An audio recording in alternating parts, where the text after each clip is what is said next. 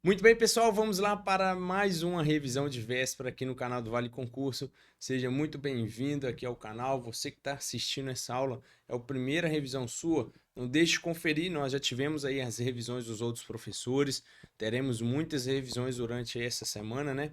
Para te preparar para a prova no domingo. Então, vamos para cima, bora conquistar uma vaga na Guarda Municipal de Presidente Kennedy aí no Espírito Santo, tá? Então vamos para cima, simbora. Lembrando que se você quiser, temos aí os simulados, tá? Simulados gratuitos. Ó, desculpa, simulados, combo de simulados que estão disponíveis aqui na descrição. Então não deixe de conferir os simulados para que você consiga praticar, né? E treinar aí um pouco. Aliás, vai passar na prova quem acerta questões, beleza? Para você que não me conhece, eu sou o Volney Suason, serei o seu professor aqui nas revisões que nós vamos passar dentro de conhecimento específico, né? E vamos buscar as questões, vamos buscar gabaritar as 20 questões juntamente com os outros professores e eu quero ver você aprovado, tá? Então vamos para cima, simbora. Antes de mais nada, já confere aí se você está inscrito aqui no canal, é muito importante. Às vezes você ainda não se inscreveu, tá perdendo tempo aí. Então, não dá bobeira, se inscreve, dá uma força, ajuda para que você, né, possa aí receber e ficar por dentro de todas as notícias. Olha que camisa bacana, ó. Boa prova, né? Camisa do Vale aí, ó, boa prova, desejando a você uma boa prova, né? Vamos lá, pessoal, vamos para cima então. Vou colocar aqui na tela para vocês. Nós temos aqui, então, quem quiser me acompanhar lá no Instagram, vou deixar aqui o meu Instagram, ó, Volner Suason, beleza? Só procurar lá, você vai achar, não tem outro, é só eu mesmo. E aí você pode mandar dúvida, pode conversar comigo. É um perfil voltado para concursos públicos. Então aqui está o relatório aí das provas, das questões, né? Nós teremos então, dentro aqui de conhecimento específico, olha, serão 20 questões. Nós temos noções de direito constitucional, direito penal e legislação específica, né? Você já deve ter visto a sua revisão aqui com o professor Magno, correto? Aí você vai ver comigo aqui direito penal e legislação específica, comigo e o professor Fraga, né? O Fraga, o Breno Fraga, que também deve ter feito, você deve ter assistido aí a revisão dele de legislação básica. O professor Marlon também fez a de informática, o professor Deney também de matemática, né? E a professora Angélica fez a de português, quase que a matéria é uma das mais importantes, 15 questões, muito importante. Lembrando que você tem, né, no mínimo, que tirar 50% da prova objetiva, beleza? Ou seja, a prova tem 60 questões e você tem que acertar no mínimo 30 questões, tá? Então, muito cuidado para que você não fale nisso. Lembrando ó, que não pode zerar, tá? Então, ó, será eliminado quem não obtiver os 50%, acertar as 30 questões ou zerar alguma disciplina. Então, não pode zerar, tá? Claro, você não vai zerar, não corra o risco aí de zerar uma informática, por exemplo, né, pessoal? Então, vamos para cima para que você consiga aqui, né, a gente trabalhar os assuntos nesse momento, que é o seguinte, o que, que eu quero trabalhar com você aqui agora?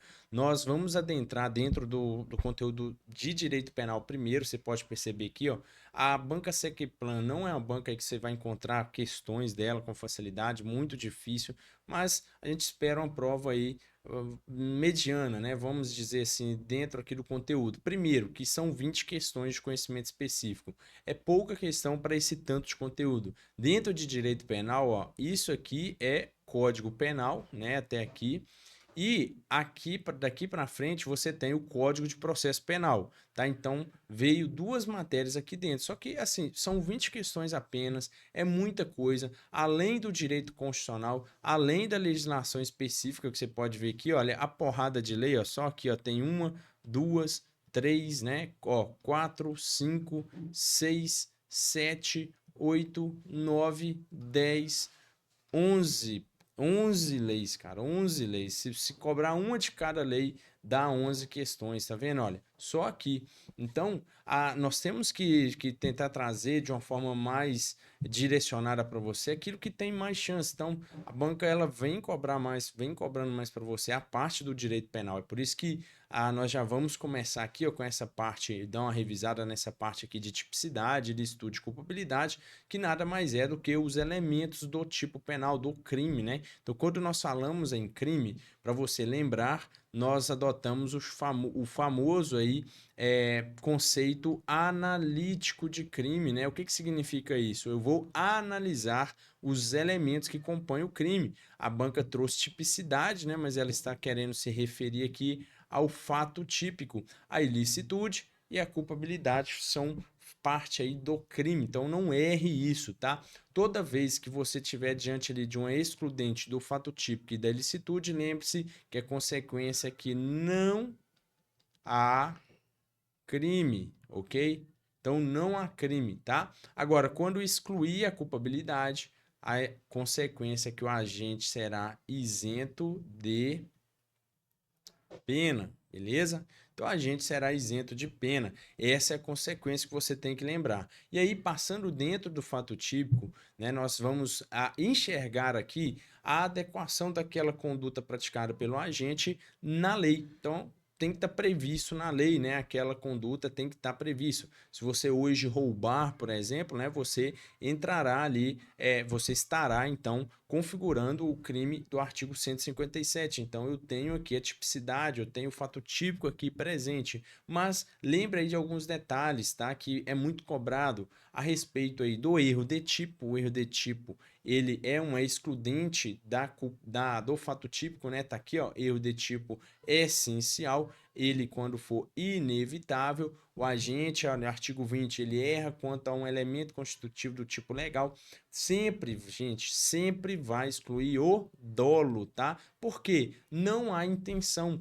No erro de tipo, o agente ele não tem a intenção, né? Assume o risco, não tem dolo. É como se ele não imagina que ele tá fazendo aquilo ali, não. Tá entendendo? Então o cara acha que tá atirando em um animal, mas na verdade ele tava atirando era em uma pessoa. Então é o famoso erro de tipo. Ele erra quanto a um elemento que constitui o tipo legal, beleza? Lembrando que é possível que, se demonstrar que aquele erro de tipo ele era evitável, o agente pode responder por crime o quê? Culposo. Então ele pode responder por crime culposo. Claro, né, que aquele tipo penal, ele tem que ter ali a previsão culposa. Por exemplo, o homicídio tem previsão culposa, já o furto não tem. Então não adianta você achar que sempre vai ser ali o agente num erro evitável, vai existir a punição. Às vezes, né, se aquele crime não tiver previsão legal, não vai. Lembrando, né, gente, que a previsão culposa, só para a gente recapitular, um crime culposo é quando o agente ele age com negligência, não é? Imprudência e, vamos lá, imperícia, beleza? Então, quando ele age em um desses três pontos, o agente estará então agindo aí em modalidade culposa. Por sua vez, só há punição se tiver previsão na lei, tá? Via de regra, a punição é somente em dolo, porque quando é o agente ele quer o resultado ou assume o risco de produzi-lo. Então a gente aqui está agindo de forma dolosa, beleza? Então ele está agindo aqui de forma dolosa. Vou colocar aí na tela para você, só para você, né, pegar aí o bizu. Show de bola. Vamos lá então. Então, pessoal, voltando aqui, nós temos esse erro de tipo que você não pode errar e já falamos sobre dolo e culpa para você não esquecer. Não esqueça aqui que o princípio da insignificância ou também, ó, é sinônimo, tá? Bagatela ou insignificância, ele exclui a tipicidade material. Só tem que lembrar que exclui o fato típico, tá bom? Então, o princípio da insignificância em questão de valor é até 10% do salário mínimo, tá? Então, se aquele bem ali, vamos imaginar que o cara furtou algo que não ultrapassa 10% do salário mínimo, então ele pode alegar o princípio da insignificância, tá? Claro que tem outros requisitos, mas é isso aqui que pode aparecer para você na sua prova. Agora, tem um assunto muito importante, tem muita chance de cair, que são as excludentes da ilicitude. O artigo 23 apresenta para a gente 4 excludentes que você não vai errar: legítima defesa, estado de necessidade, exercício regular de um direito e estrito cumprimento do dever legal. Lembra aí, ó, do Lee com 3E, né, do Bruce Lee. Isso aqui vai te ajudar bastante, o Bruce Lee com 3E. O artigo 23 apresenta para a gente essas causas, tá? Então, qual é a consequência que você não pode errar? Não há crime quando o agente pratica o fato em alguma dessas excludentes. Então, se ele age em legítima defesa, em estado de necessidade. Lembrando que o excesso, está escrever aqui para você, ó, o excesso, ele será punido, seja doloso ou culposo, tá? Então, o excesso ele será punido, seja na forma dolosa ou na forma culposa. Show de bola? Beleza? Deu para pegar? E aí, uma coisa que muito aluno erra, mas você não vai errar. Você não vai errar. O que nós temos aqui? Quando eu falo de legítima defesa, eu tenho que estar diante, gente, de uma injusta agressão. Isso aqui é o bizu para você matar na prova. Essa injusta agressão, ela pode ser atual ou barra aqui iminente, tá? Não são sinônimos. Atual está acontecendo, iminente está prestes. Agora, o estado de necessidade é um perigo. Viu como é que mudou? Aqui é injusta agressão, aqui é perigo. E o perigo é só atual, então não existe perigo iminente, beleza? É perigo atual. Então, lembrar desse detalhe, lembrando que estado de necessidade não pode alegar quem tem o dever legal de agir, né, de evitar o resultado, beleza? Muito importante isso aí para a sua prova. Agora, quando a gente fala da culpabilidade, né, que está lá no terceiro elemento, nós temos então a culpabilidade composta por alguns elementos, né? Ela tem ali os seus requisitos, que é a imputabilidade, potencial consciência da ilicitude e a exigibilidade de conduta diversa. Muito bem. Então, você está afiado nesse ponto. A culpabilidade, então, ela tem algumas excludentes. Quais são elas? A inimputabilidade, pode ser quando o agente, por motivo de doença mental ou retardo mental, no momento da ação ou omissão, ele estava inteiramente incapaz, tá? Outra excludente que vai tornar o agente inimputável é o caso da embriaguez acidental, né? O cara ele ficou embriagado totalmente, tá? Por motivo de força maior ou caso fortuito, e no momento da ação ou omissão ele estava inteiramente incapaz. São essas causas, tá? Previsto no Código Penal. Agora, o que mais exclui a culpabilidade? O que mais vai excluir a culpabilidade? Vamos voltar aqui para você. O que pode... Aqui, ó, no potencial consciência da licitude, a gente tem o famoso erro de proibição ou erro quanto à ilicitude do fato. O agente, então, erra porque ele não sabe aí o que ele acredita que aquilo ali é permitido, ele não sabe que aquilo ali é um crime, por exemplo. Então ele acha que aquilo ali não é um crime. Então é um erro de proibição, o erro quanto à ilicitude, tá? Isso aqui pode também excluir a culpabilidade e isentar o agente de pena. Na exigibilidade de conduta diversa, lembra aí que nós temos a coação moral irresistível, tá? Tem que ser irresistível. E também temos a famosa obediência hierárquica, beleza? Obediência hierárquica, ok? Então, a obediência hierárquica, ela também entra como uma excludente aí, tá? Da culpabilidade. Então, como consequência, o agente será isento de pena. Então, é isso que você tem que lembrar, não pode errar isso na sua prova. Outro assunto que pode aparecer para você é a respeito de crime tentado, né? Crime consumado. É um conceito básico, mas você não vai errar. Crime tentado é quando o agente inicia a execução e não atinge a consumação por circunstância alheia à vontade né, do agente. A consequência é que terá uma redução de pena de 1 a 2/3, beleza? Nós temos o crime consumado, que é quando o crime atingiu todos os elementos, então o agente responde na totalidade ali daquela pena.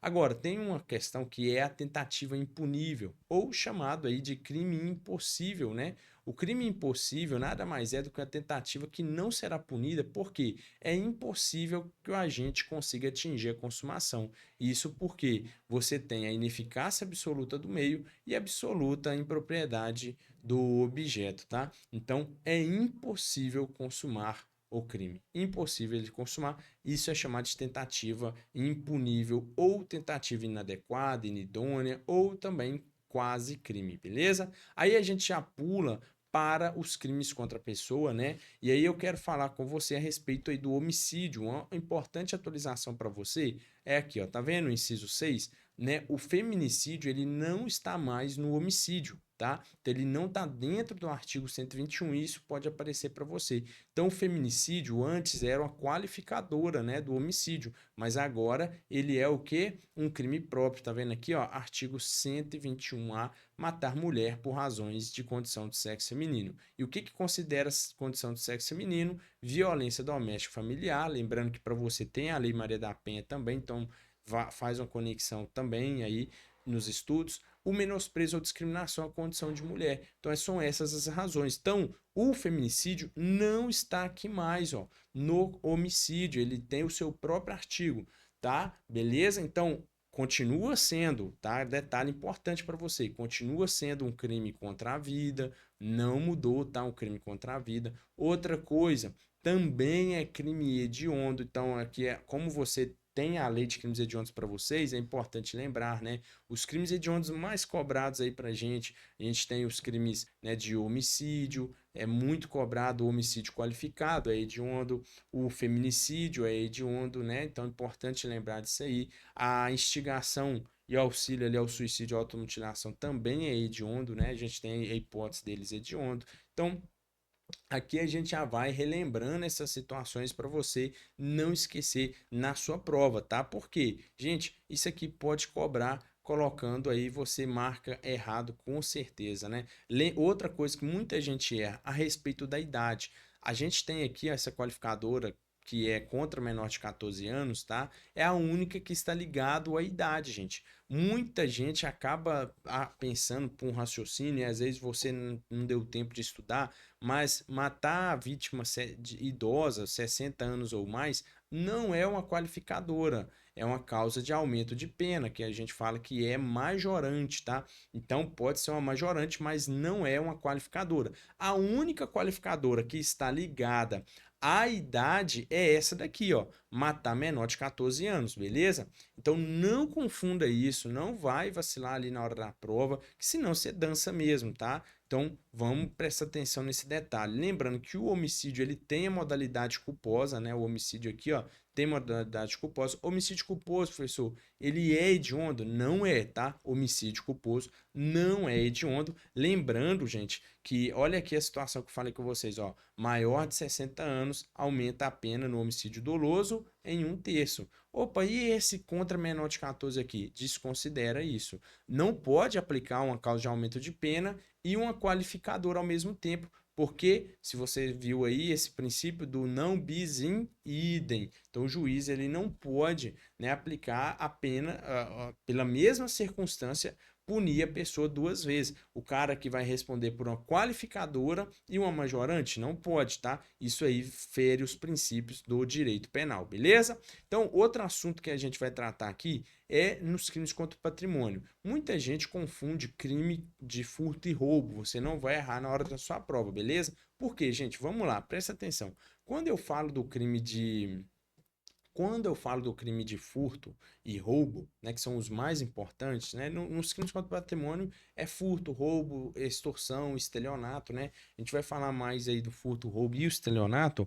Quando eu estou me referindo ao furto e o roubo, que é bem parecido, eu tenho o mesmo verbo que é subtrair, tá? A diferença é que no roubo eu tenho a obrigação do emprego de violência. Então tem que ter violência própria, né, que é a violência física ou grave ameaça, ou a violência imprópria, que é a retirada de possibilidade de resistência da vítima. Eu deixo a vítima incapaz de resistir à minha subtração.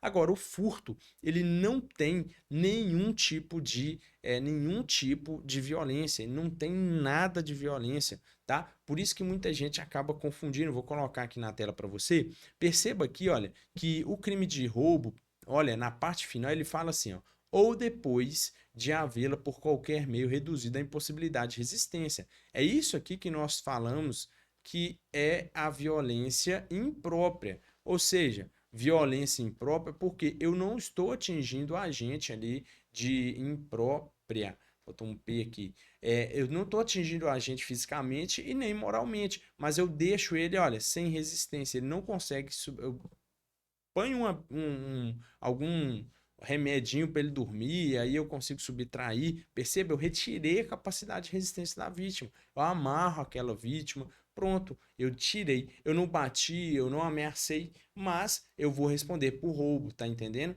Porque eu retirei. Então o cara que vai lá, dá um boa noite Cinderela na vítima lá, e a vítima vai, capota, ele aproveita para fazer o quê? Fazer a limpa. Ele vai responder por roubo, tá bom? Outra coisa, tanto o furto como o roubo, a consumação se dá com a inversão da posse. Então, inverteu a posse, o que significa isso? Ó, o cara chegou para te assaltar, passa o seu iPhone, o seu celular aí, passou para a mão do bandido, pronto, consumou o crime, tá? Consumou o furto e o roubo, ó, consumou, passou da mão. Não é necessário que o cara tenha uma posse mansa e pacífica, tá? Não é. Leva isso para a prova, então, para que assim você consiga, né, relembrar esse detalhe, porque muita gente acaba errando. Então, o furto e o roubo ele tem essas diferenças, porque eu só tenho aqui no furto a subtração, não há violência, não há grave ameaça, não há violência imprópria, beleza? E aí, vamos lá.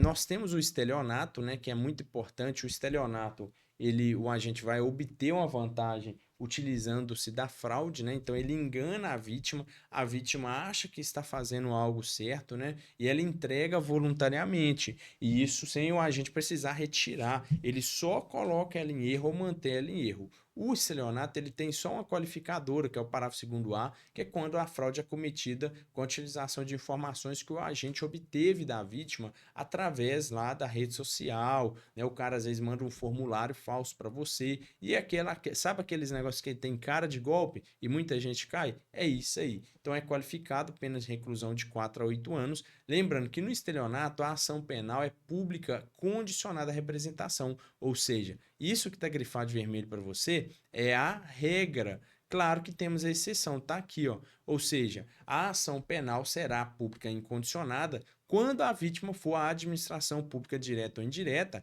criança ou adolescente, né? Ou seja, menor de 18, pessoa com deficiência mental. Cuidado, às vezes eles vão lá, colocam a deficiência física, tá errado, e maior de 70, tá vendo? Ou incapaz. Cuidado, porque se falar vítima idosa, tá errado. Tem que ser maior de 70. Mas por que, Volney? Porque, gente, vamos lá.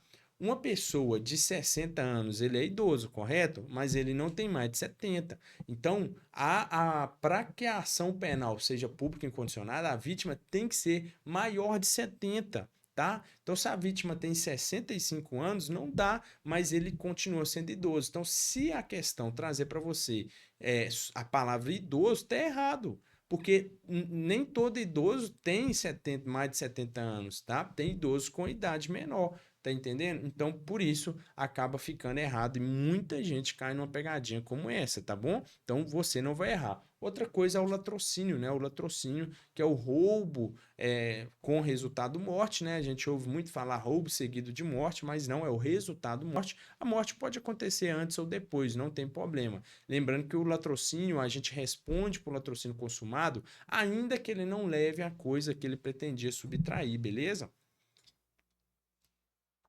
Inclusive, isso está sumulado aí no STF na súmula 610, beleza? Agora a gente vai entrar no assunto mais importante para a prova, que são aí os crimes contra a administração pública, mais específico aqui, os crimes praticados por funcionário. E o bizu que eu te dou para você acertar na prova é a respeito de tentar aqui memorizar quais são os verbos, as condutas. O que significa isso? O peculato, qual é a conduta que o funcionário tem que praticar? A concussão, qual é a conduta? A prevaricação, então é memorizar essas palavras que vão estar aqui grifadas para você. Pode confiar. Gente, tem certeza, você não vai errar as questões na prova. Apareceu lá, o funcionário público apropriou de vantagem indevida de dinheiro que estava na sua posse. Pronto, peculato, não tem erro, tá entendendo? Então você memorizou essas palavras, você acerta. Quando a gente fala do peculato, que está no 312, é um dos mais importantes, sem dúvida, é um dos mais cobrados. Nós temos aqui 3 condutas. O agente, ele apropria, ele desvia ou ele subtrai, tá? É uma dessas três coisas. Para ele apropriar ou desviar, ele tem que ter a posse do bem ou valor, beleza? Então, o objeto do peculato é bem imóvel, dinheiro ou valor, beleza? Não tem bem imóvel. Pode ser público ou particular, tá? Então não tem problema. Agora, quando o funcionário vai subtrair, ele não pode ter a posse, gente, tá? Porque não tem como você subtrair algo que está na sua posse. Como é que você furta algo que está na sua posse? Não tem como, tá entendendo? Você pode apropriar de algo que está na sua posse. Agora, subtrair não tá. Porque para você subtrair, você tem que pegar aquilo que não está na sua posse, tá entendendo? Beleza? E para diferenciar o peculato aqui, subtração, com o crime de furto, você vai usar isso aqui que está nesse círculo amarelo, ó. O funcionário, para ele responder por peculato subtração, na modalidade de subtrair, e não furto, ele tem que ter utilizado a facilidade que proporciona ele, né, de proporcionar por ser funcionário público. Então, o cara é funcionário, você saiu na rua, furtou alguma coisa, você não vai responder por peculato, porque você não utilizou da facilidade que ele proporciona ser funcionário. Então você tem que usar essa facilidade. Ah, eu subtraí algo que estava numa sala aonde somente o funcionário tem acesso, aonde somente eu sei onde está. Então você usou a facilidade, tá entendendo? Então agora, se a questão fala que eu não usei essa facilidade, pronto. Aí eu respondo pelo crime de furto, tá? Então respondo pelo crime de furto lá no artigo 155. Lembrando que o crime de peculato, ele também tem a modalidade culposa dele, tá? Tá no parágrafo 2º e 3º do artigo 312. E o peculato culposo, ele acontece quando o agente ele fica, né, ele acaba sendo negligente e deixa ali o bem da administração exposto para que outra pessoa faça alguma coisa. Ele responde por peculato culposo, ele não teve a intenção, mas ele concorre com o crime de outra pessoa. Só que o que cobra no peculato culposo? É a reparação do dano. É uma espécie de arrependimento posterior, onde você, né, vai ter um benefício muito bom, né, se você repara o dano. O benefício vai depender de acordo com o momento que você faz isso. Se você repara o dano antes da sentença, ocorre a extinção da punibilidade, ok? Porém, se você faz isso depois, aí não extingue mais a punibilidade, você responde, mas reduz a pena pela metade. Então, a pena ela será reduzida pela metade, galera, metade da pena. Então, isso aí é muito importante para você. Agora, outro crime que você não pode errar, concussão. A concussão é muito comum dos alunos confundirem com a corrupção, tá? Por quê? Tanto na corrupção como na concussão, o objeto é o mesmo, que é vantagem indevida. E o que é vantagem indevida? É de qualquer natureza. Pode ser dinheiro, pode ser uma vantagem política, pode ser qualquer uma dessas coisas, tá?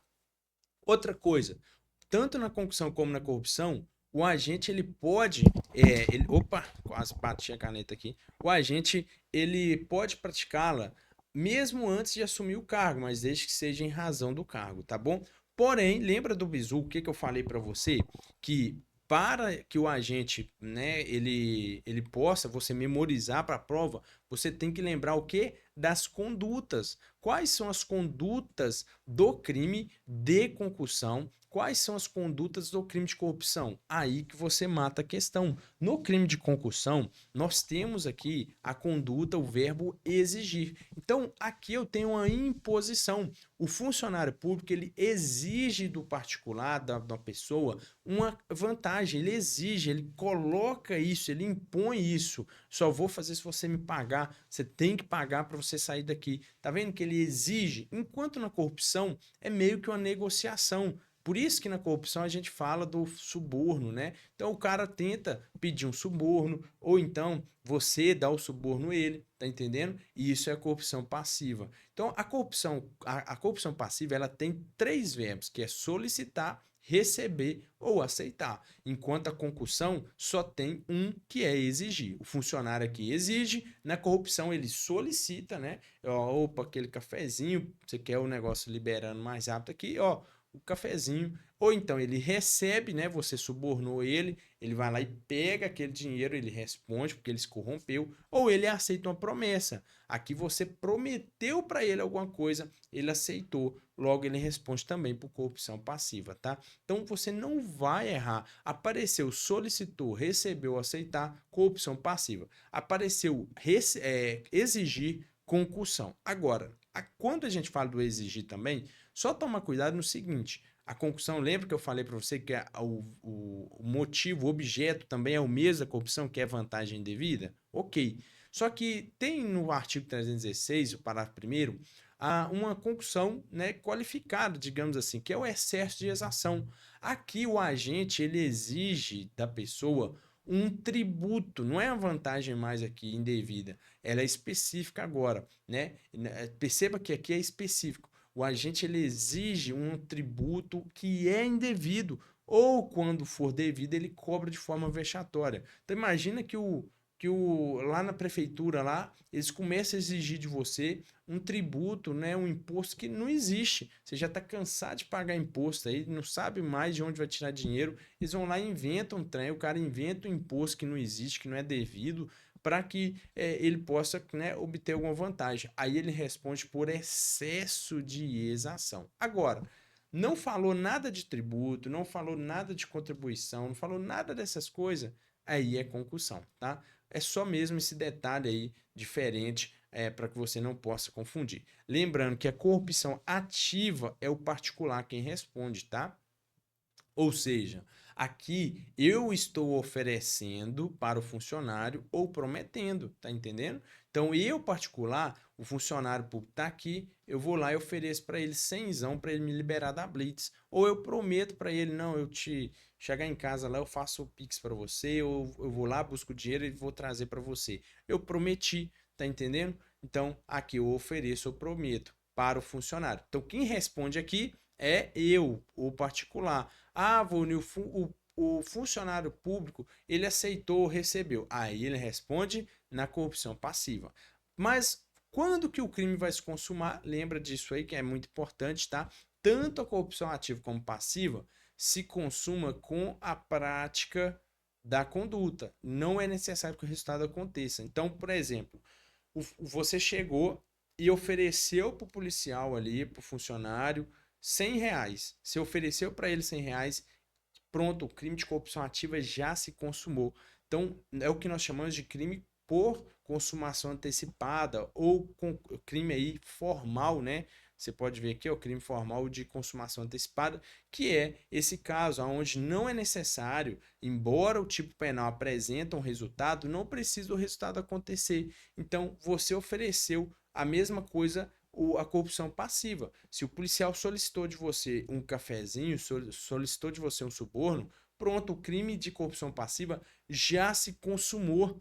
Pronto, né? Você já pode dar voz de prisão para ele aí, para o policial, né? Só não vai dar muito bom, mas vamos lá. Aí a gente tem aqui a prevaricação. A prevaricação é o funcionário preguiçoso, né? Prevarica. Ele é igual você quando deixa de estudar e vai mexer no celular, ou vai sair, vai gandaiar. Então, prevaricação, você deixa de fazer ou faz algo infringindo o dever funcional para satisfazer o próprio interesse ou sentimento pessoal. É preguiça, é má vontade. Então, isso chama prevaricação. Agora, a gente tem aqui a condescendência criminosa, que a palavra-chave dela é a indulgência. Aqui, o funcionário, ele é o superior, né? Então deixa eu desenhar aqui para você, para ficar mais claro, para você não errar. Aqui é o seguinte, ó, tá vendo? Vamos imaginar então que aqui tá o comandante da guarda, aqui tá você, caos cagada aqui, o GCM novinho, né?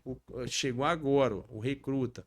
Então, o comandante, por indulgência, o que que é indulgência? É dó, pena, é misericórdia. Ele deixa de responsabilizar você porque ele está com dó de você. Ele pratica condescendência, ele não pratica prevaricação. Tá vendo como é que aqui é específico? A mesma coisa ocorre com quem, agora, vamos imaginar aqui, ó, o GCM, o GCMA, ele não é superior a você, mas ele viu que você fez cagada, ele deixa de levar para o comandante ou de denunciar você ou fazer alguma coisa, né? A corregedoria, a ouvidoria, ele vai lá, e deixa de fazer isso por dó, por misericórdia. Então é indulgência também, logo condescendência criminosa. Aqui o que você tem que ficar ligado, o motivo. O motivo aqui nesse crime é a indulgência. Agora, se mudar a motivação, o comandante não responsabilizou ele porque ele ofereceu R$ 1.000 para o comandante, para o comando.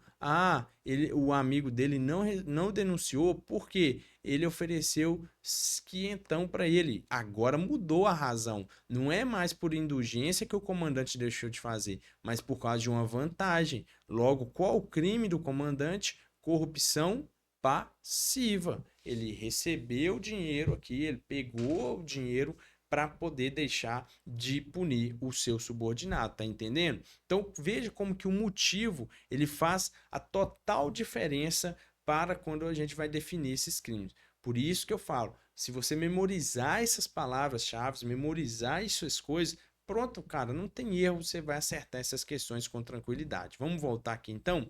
Aí, agora nós vamos entrar na parte do processo penal. Aonde a gente vai apostar aqui? Em prisão em flagrante, artigo 301 ao 310 do Código de Processo Penal, que é um assunto cobrado pra caramba em concurso de guarda municipal e pode aparecer para você aí. Então nós temos a prisão em flagrante. O que você tem que lembrar?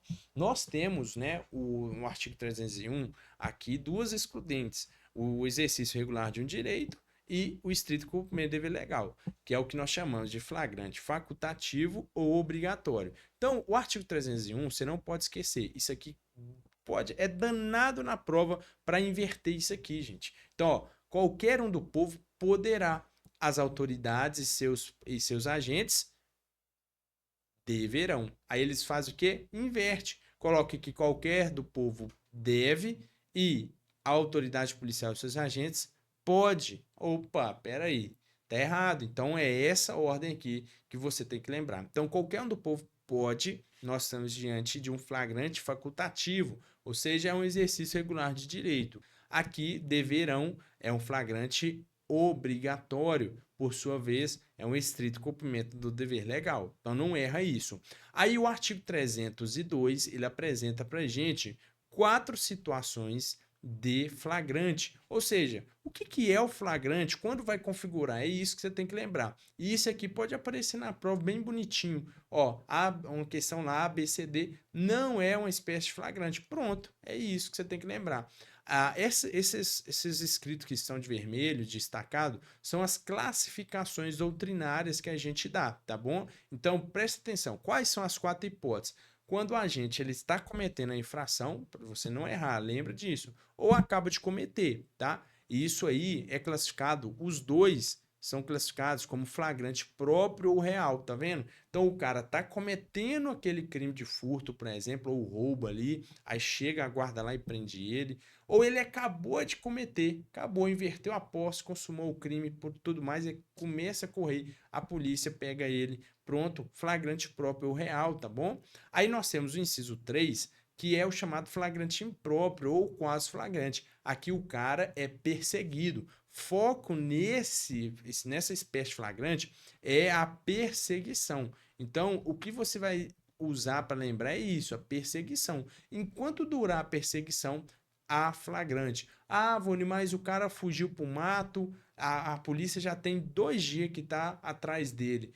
Parou a perseguição? Não parou. Então a perseguição é ininterrupta, então tá em flagrante, beleza? Então isso é o flagrante impróprio, quase flagrante. O agente é perseguido logo após pela autoridade, pelo ofendido ou qualquer pessoa em situação que faça presumir ser o autor da infração. E isso é chamado de flagrante aí impróprio, tá? E aqui por último nós temos a quarta situação, que é o chamado flagrante presumido, né? Ou flagrante ficto. O que significa isso? Aqui o cara, ele foi encontrado depois, bem depois. Não preocupa que logo depois não tem um tempo, tá? Nem o STF definiu o que é logo depois, se é uma semana, se é um dia. Então não preocupa, é logo depois, tá bom? Então é fácil você diferenciar daqui, porque aqui tem que ter perseguição, né? Então, se aqui o cara foi perseguido, aí a polícia parou de perseguir ele, mas encontrou ele depois, aí vira flagrante presumido, tá bom? Mas aqui tem que ser pego durante a perseguição. A perseguição não pode parar, beleza? Aí é flagrante impróprio. Assim você consegue definir. Mas aqui vamos voltar. O cara, então, ele foi encontrado depois na posse de coisas, né? Que presume-se ele era o autor. Ou seja, o cara não furtou lá uma bolsa com o celular, com o iPhone, ele foi encontrado com a bolsa, com o celular, né? Com a carteira, mas não tem mais nada dentro da carteira, mas tudo ali faz presumir ser ele o autor da infração. Logo, é o flagrante presumido ou flagrante ficto, tá? Então, resumindo para você, o flagrante próprio, execução da infração, o flagrante impróprio, perseguição e o flagrante presumido são os instrumentos. Tá vendo como é que fica fácil, né, para você memorizar e lembrar disso? Pode aparecer muito bem na sua prova um assunto desse aqui, beleza? Prosseguindo, então, nós temos os próximos passos do flagrante, né? É o chamado APF, que é o que vai ser lavrado. Então, você tem ali a prisão em flagrante, tem que ser lavrado o auto de prisão em flagrante. Eu vou falar APF para você, e aí eu fiz aqui para você uma linha, né? Ou seja, a polícia chegou lá com o cara, ou a guarda chegou com o cara lá na delegacia. Vamos ter a oitiva do condutor, né? Ou seja, quem está apresentando ele à autoridade policial. Depois, houve as testemunhas, né? Se tiver. E, por último, o interrogatório do conduzido, né? Do cidadão que foi preso ali. Lembrando que para lavrar o auto, quem é responsável? O escrivão. Ah, Vone, não tem um escrivão. Aí não pode? Pode sim, tá? Na falta do escrivão, o delegado vai designar alguém. Pronto, vai ele mesmo, não tem problema nenhum, tá? Depois que você foi preso, então, feito esse procedimento,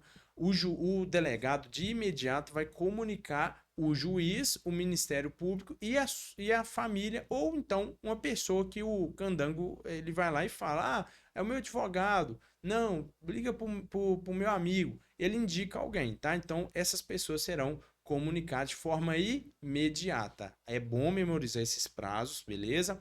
Depois, então, nós temos a segunda situação, que é o encaminhamento do APF. O APF, ele foi feito, né? Então, foi lavrado. Aí, no prazo de 24 horas, é enviado de novo para o juiz, tá? Só que agora não manda para o MP e nem para a família. Agora vai mandar para o advogado ou defensor público, se o cara não tem um advogado, tá?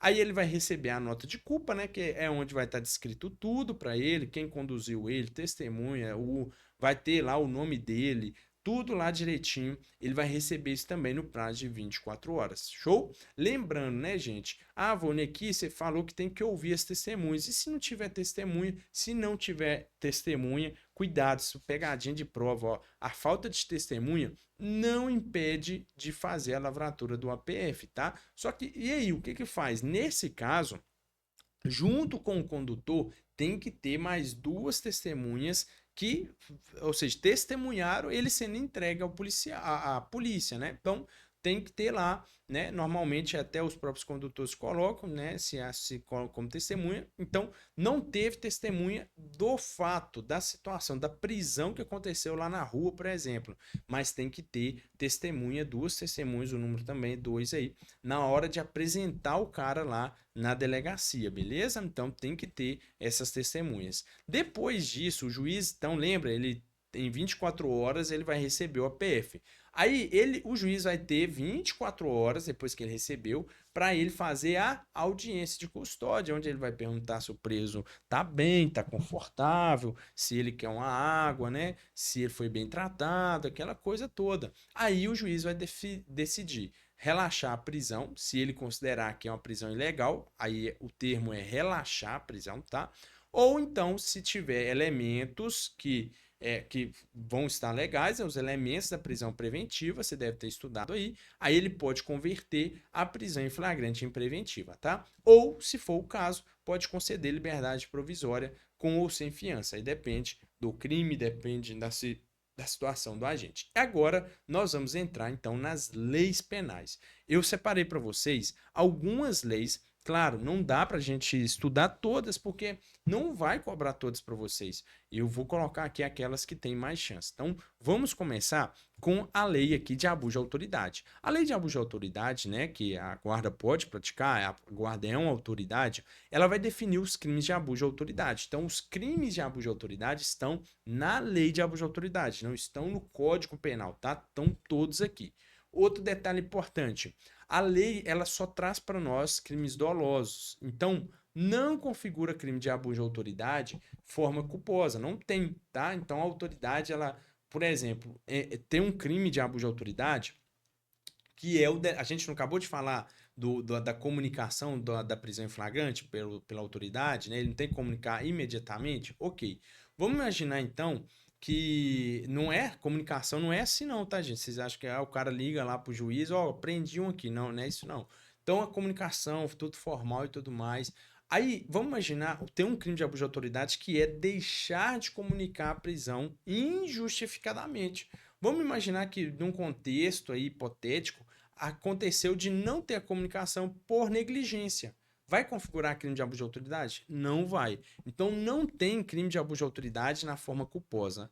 Então os crimes têm que ser dolosos, tá? E eles exigem aqui uma finalidade. Quais são essas finalidades? A gente tem ali um elemento normativo que precisa, eu gosto de memorizar com o MPB, o agente ele tem que fazer aquilo para prejudicar a pessoa, né? Então a autoridade ela quer prejudicar a pessoa, ou quer beneficiar a si mesmo ou a um terceiro, ou por último, faz aquilo por mero capricho ou satisfação pessoal, né? O cara é ruim mesmo, beleza? Então lembra disso. Outra coisa que você não pode errar, quando tiver divergência, isso aqui é danado para cobrar uma alternativa toda do texto. Aí o que que faz? Ó, vou ler o texto. A divergência na interpretação de lei e avaliação dos fatos e provas não configurava de autoridade. É isso que você tem que saber. Só que o que a banca faz? Vai lá e tira o não aqui, ó, e fala que a divergência da interpretação configura crime de abuso de autoridade. Isso está certo ou está errado? Está errado. Aí você tem que lembrar desse não aqui. Então, quando tiver divergência,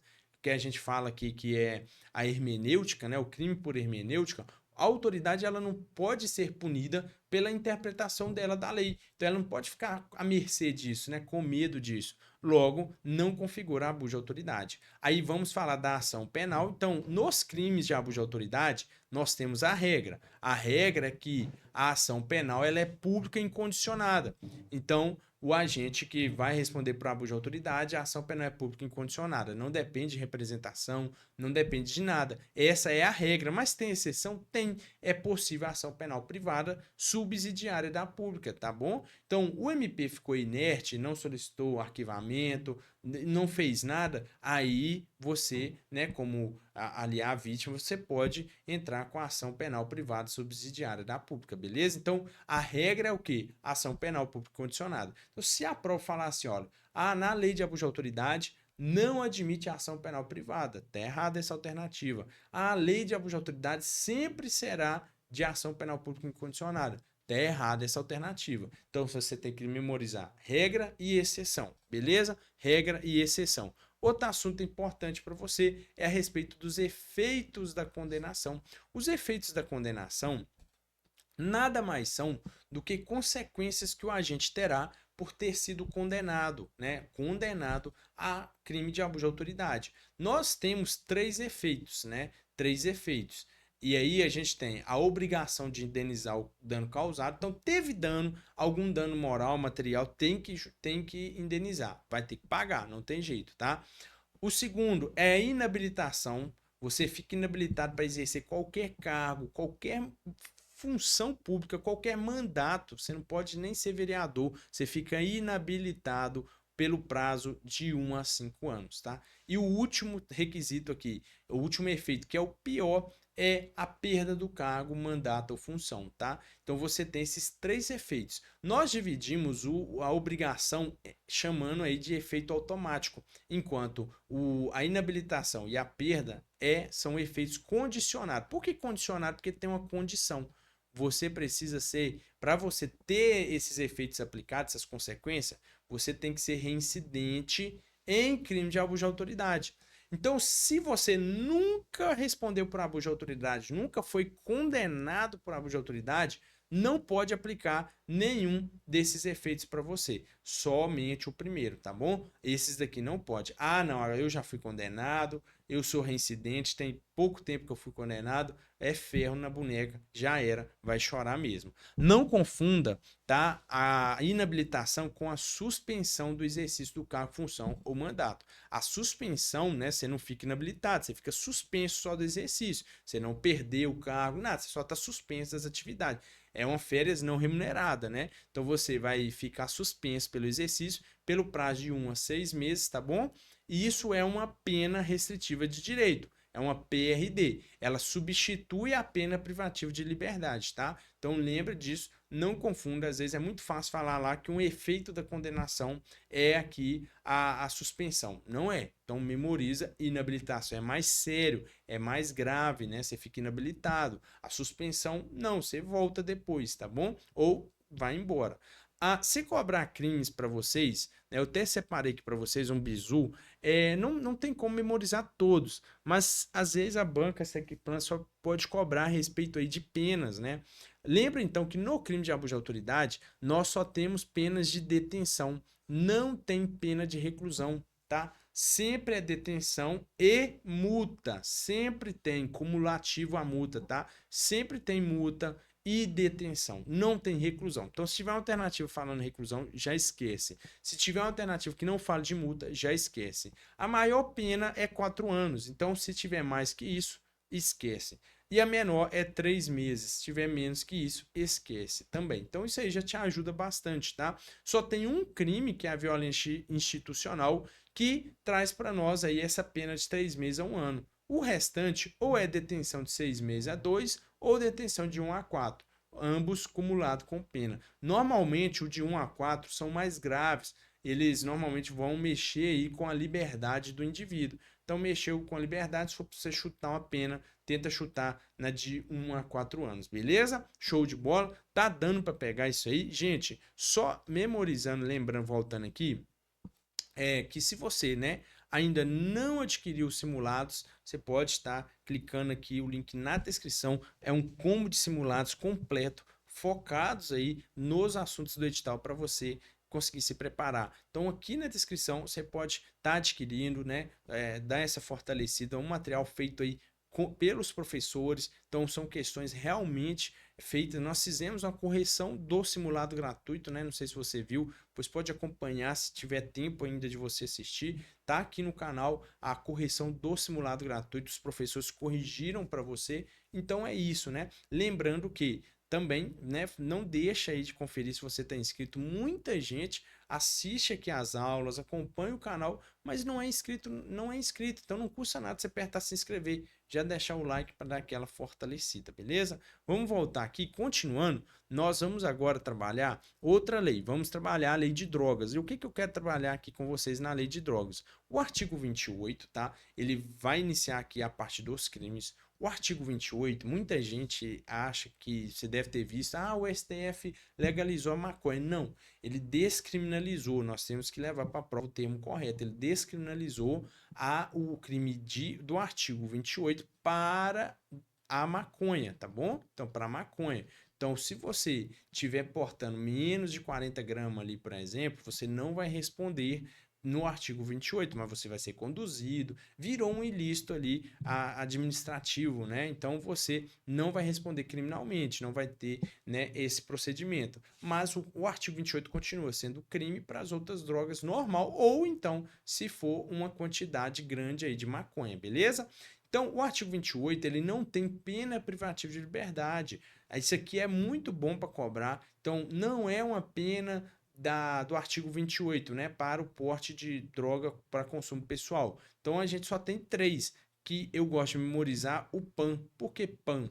O P de prestação de serviço, o A de advertência e o M de medida educativa. Então, são essas 3 espécies que você tem. Aí a gente tem o artigo 33, que vai falar do tráfico, mas o que pode mais cobrar para você é o tráfico privilegiado, que reduz a pena de 1/6 a 2/3. Então, a pena no tráfico privilegiado ela é reduzida de 1/3 a 2/3 e temos requisitos cumulativos, que o agente ele tem que ser primário, tá? Então, não pode ser reincidente, tem que ter bons antecedentes, não pode se dedicar e nem fazer parte de uma organização criminosa. Então o cara não pode, tá? O cara tá, às vezes o cara, por exemplo, tá lá vendendo, mas vamos imaginar que ele é do PCC, né? Ele é primário, tem bons antecedentes, mas é do PCC. Pronto, aí não bate, tá? Já era para ele. A outra coisa que o STF decidiu que é importante lembrar que o cara que é mula, tá? Por si só, isso não afasta o tráfico privilegiado. Aí vai depender muito do caso concreto, tá?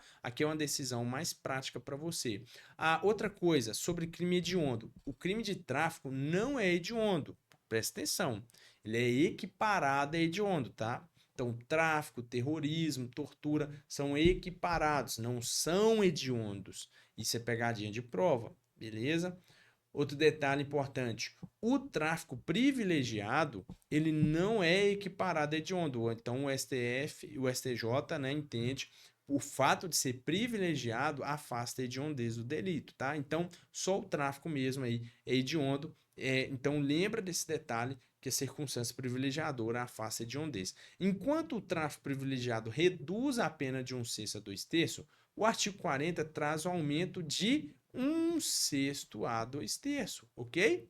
E aí uma coisa que muita gente confunde é isso aqui, ó. O tráfico entre estados da federação ou entre estes e o distrito, beleza? Nós não temos uma causa de aumento de pena entre municípios, tá? Municípios não tem. Então, cuidado que pegadinha é o seguinte, não pode ser municípios de estados diferentes. Por exemplo, aqui o Vale Concurso é em Ipatinga, em Minas Gerais, correto? Se eu levar droga, tráfico para Belo Horizonte, que é a capital de Minas, eu não tenho esse aumento de pena, porque está dentro do mesmo estado. Agora, se eu sair de Patinga e ir para Presidente Kennedy, que é no Espírito Santo, aí, por mais que eu levei de Ipatinga para a cidade, você não vai cair na pegadinha, porque aqui em Kennedy está em outro estado. Aqui é MG, aqui é Espírito Santo. Então, aqui sim eu tenho esse aumento de pena, beleza? Muito cuidado. Agora, outro detalhe importante sobre a lei de drogas. A associação para o tráfico, né? É o artigo 38. Exige duas ou mais pessoas. Lembra aqui, ó, que aqui tem 2S, né? Então a associação tem 2S. O inquérito policial, tá? Ele tem um prazo diferente. São 30 dias se o cara tiver preso e 90 se tiver solto. Isso aí faz diferença. Só tem um crime culposo na lei de drogas, que é prescrever ou ministrar culposamente drogas, né? Na verdade, aqui eu falei 38, não, aqui, ó, 38 é aqui, tá? Então, prescrever ou ministrar culposamente, o médico vai lá e passa drogas que o cara não precisa ou de forma excessiva. Se ele fazer isso dolosamente, ele responde no tráfico, artigo 33, tá?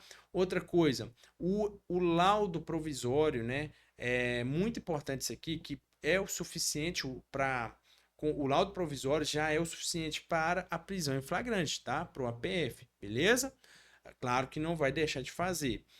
Outra coisa, o perito que subscrever esse laudo provisório, ele não fica impedido de participar da elaboração do laudo definitivo. Tá? Então, às vezes a gente acha, o cara vai ficar viciado, no sentido de viciar o laudo, né? Mas não tem problema, ele vai ficar aí normal, pode fazer. Outro detalhe que eu pulei aqui é a respeito da internação. Internação, né? É um instituto aí na lei de drogas, existe a internação voluntária, onde o cara vai por conta, né? Ele voluntariamente permite essa internação, tá? Essa internação, ela deve ser precedida de uma declaração escrita pela pessoa que está solicitando e o término também vai se dar por determinação médica ou por solicitação da pessoa ali que deseja interromper. Então não tem um prazo, beleza? Agora, a involuntária, opa, é contra a vontade. Ela tem que ser feita somente depois de um pedido, de uma decisão do médico, tá? Ela será indicada só de acordo com o tipo de droga, tem que olhar a situação, beleza? Porque às vezes pode ter medidas diferentes. Ela perdurará pelo tempo necessário à desintoxicação, porém, ela tem um prazo máximo, que são 90 dias. Então, memoriza esse prazo. Não é 3 meses, tá, gente? É 90 dias. Tem que ser assim. 90 dias não é 3 meses. No direito não funciona assim. E aí, quem pode pedir? Né? A família ou representante legal, qualquer momento pode requerer o médico a interrupção, beleza? Qualquer momento. Lembrando que quem faz parte da segurança pública não pode solicitar a internação involuntária de um indivíduo. Show? Então, cuidado para você não errar isso aí também na prova. Agora, para a gente avançar aqui, que eu acho que o nosso tempo já está se esgotando, né? A revisão está quase. Vamos lá. Nós temos a Lei Maria da Penha. A Lei Maria da Penha, muito importante para você. O que pode cobrar para você? As formas de violência, tá? Exatamente. Então, nós temos 5 formas de violência, né? Não é um rol taxativo, tá?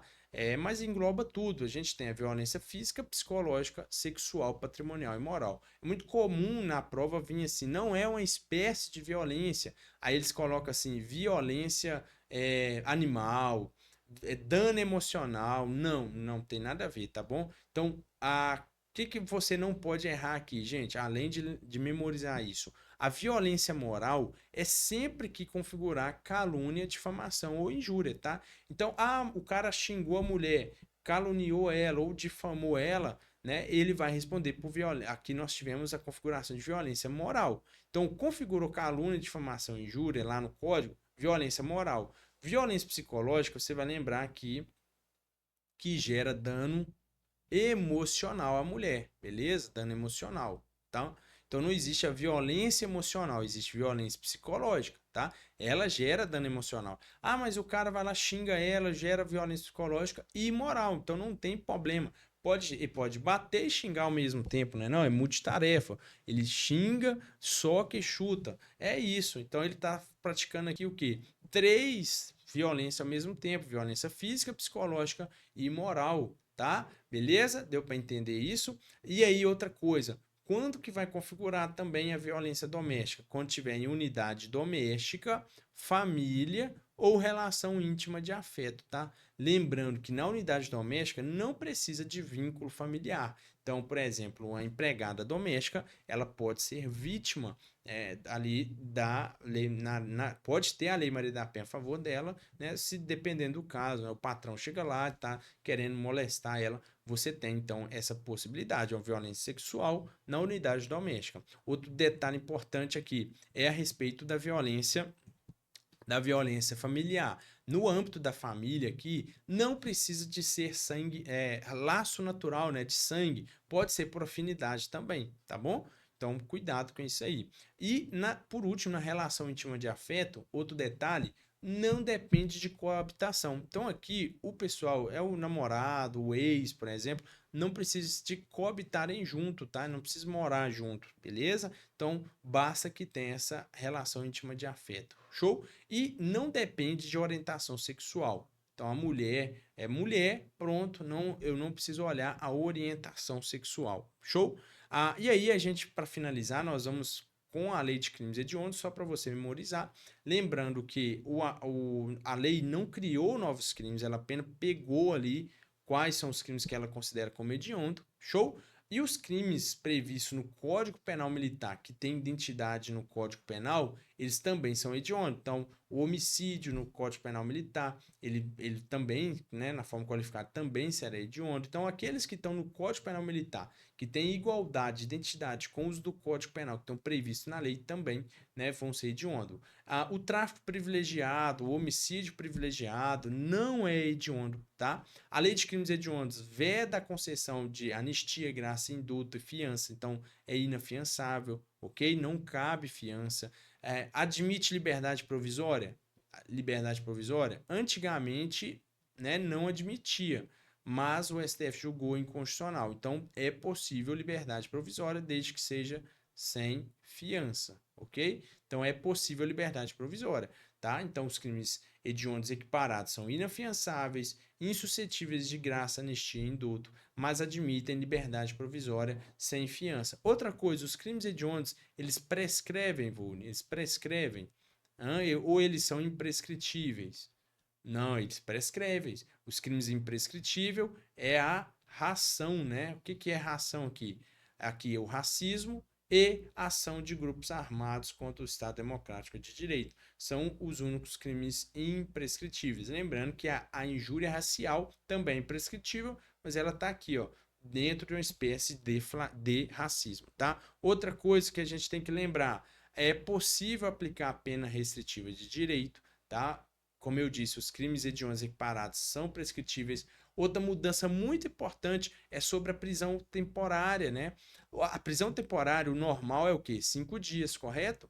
Quando for crime hediondo, o normal é 30, podendo ser prorrogado por mais 30, tá? Então, lembra disso aí, que quando mudar para crime hediondo, então passa a 30 anos, ok? E aí, pessoal, aqui a gente já vai chegando ao fim. Lembrando aí, né, pessoal, que eu desejo a você, então, uma boa prova. Muito obrigado por ter ficado até o final. Como eu disse, né, ó, já deixa o seu like se você não é inscrito. E se você, né, quiser adquirir o nosso pacote de simulados, os links estão aqui na descrição. Manda pra gente a prova, pra gente fazer a correção. Quem tá lá no grupo do WhatsApp, né, manda pra gente ou chama aí em algum lugar, manda lá para a gente fazer a correção, analisar, ver como que foi a prova, se tem possibilidade de recurso ou não tem, né? A gente vai dar uma olhada nisso e, no mais, agradecer a você por confiar no Vale Concurso. Tem mais concurso vindo aí, né? No Espírito Santo, aproveita a oportunidade, não para de estudar. Tem guarda de Linhares, se você gosta de guarda. Temos aí Polícia Penal do Espírito Santo, cara, ótimo concursaço para você ganhar mais de 6 mil inicial, socioeducativo, polícia civil. Então, muito concurso aí. Espírito Santo vai bombar, né? Pode, só polícia penal dá para vir com mais de 1.000 vagas, polícia civil 1.200, socioeducativo mais de 1.000 também. Só para agente socioeducativo, que é ensino médio, são aí 800 vagas, tá? Além, né, de outros concursos de guarda que pode aparecer. Então, 2025 no Espírito Santo é um ano muito atrativo, vai chamar a atenção de muita gente está se preparando para esse concurso e aqui no Vale você encontra preparação para esses concursos, tá? A gente tem um combo aí para o Espírito Santo que você pega ali de quebra, né? Os cursos para Polícia Militar, Polícia Penal, Polícia Civil e Socioeducativo.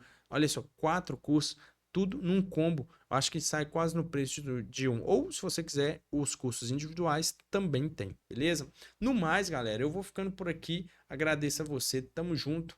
E é isso aí. Sucesso. Valeu!